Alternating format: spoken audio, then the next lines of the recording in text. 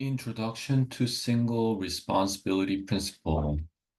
Um, Welcome, everyone.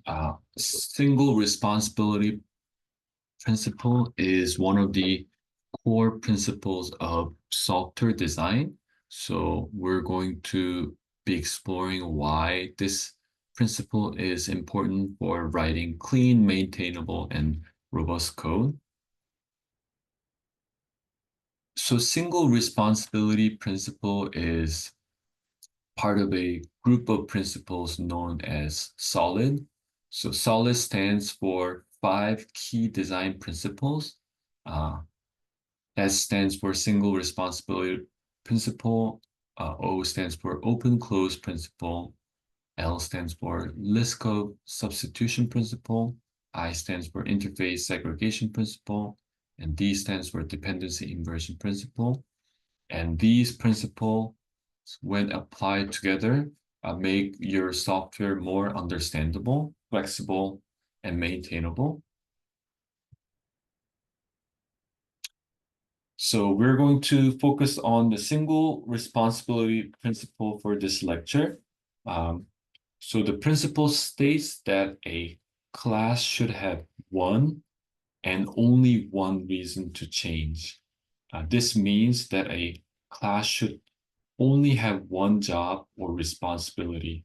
So by adhering to single responsibility principle, we ensure that each class in our code base is focused on a single task. And this encapsulates that responsibility within the class, making our code more modular and easier to manage. Importance of SRP.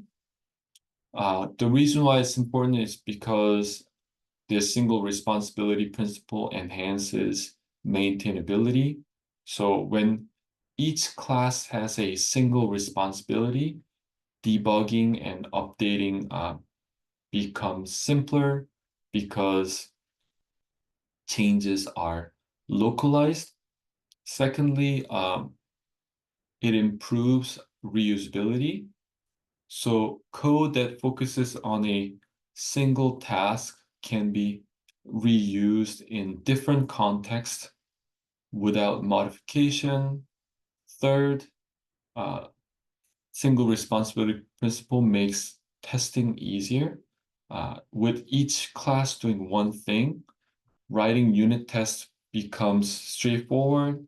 Lastly, it improves the readability of your code base, making it easier for others to understand and work with your code. Identifying responsibilities. So identifying the responsibilities of a class can be challenging. You want to start by evaluating the cohesion of the methods and data within the class. You want to ask questions like, are they closely related? And then next, you want to perform change analysis.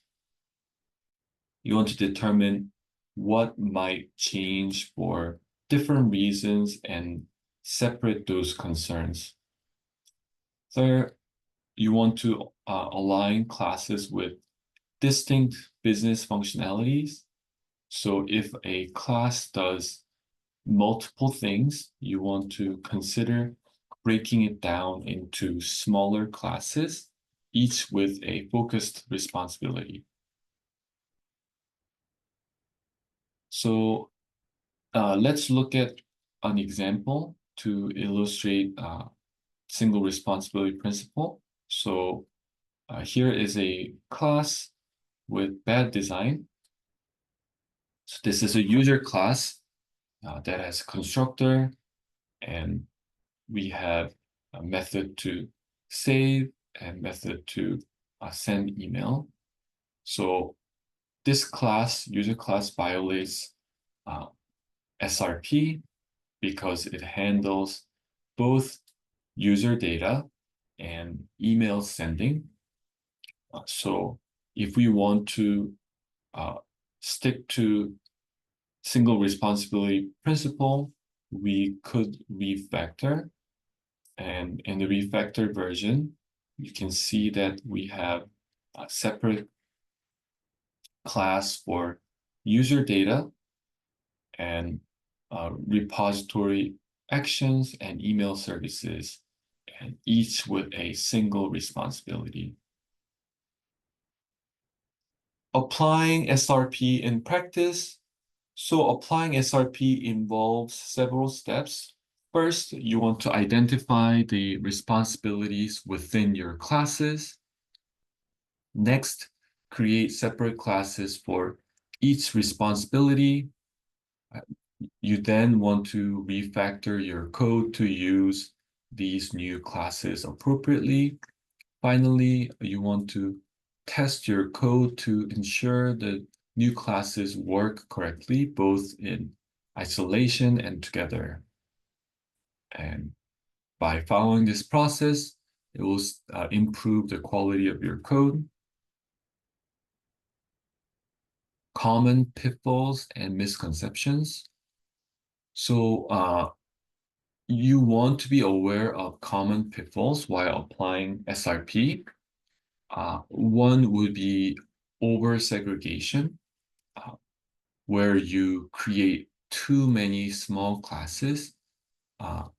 This can make the system overly complex. Another is misidentifying responsibility. This can lead to poor design choices. Also, you don't want to ignore single responsibility principle for the sake of speed. It will seem like skipping a single responsibility principle might be faster initially, but it leads to technical debt and causing more problems in the long run. Conclusion, so the single responsibility principle is about ensuring that each class in your code base has only one reason to change. And this principle is important if you want to write clean, maintainable code. This is it for the lecture. Thank you everyone for listening.